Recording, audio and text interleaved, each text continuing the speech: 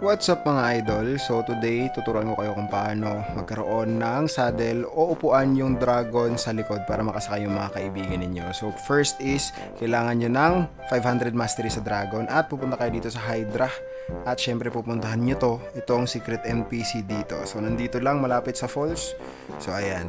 So magbabayad lang kayo dito ng 5,000 fragments para makalagay ng saddle sa likod ng dragon at para masakyan ng mga tropa ninyo. So ayan, Dragon West and Dragon East. Yung sa Dragon East, 4 lang nakakasakay at sa Dragon West naman 5 yung makakasakay, mga bossing. So ito yung itsura ng Dragon West pag merong armor and also ng saddle sa likod.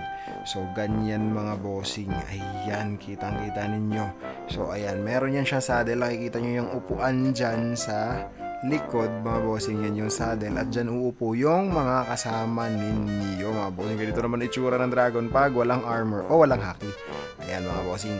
So kitang kita mga bossing, nandun lang yung saddle. Kailangan nyo lang ng 500 mastery sa dragon ninyo. At ganito naman yung itsura mga bossing ng dragon pag sumasakay na yung mga tropa ninyo. So nakikita ninyo mga bossing, ayan sila sa likod. Ayan, sumasakay na sila at lilipad na din tayo. Let's go!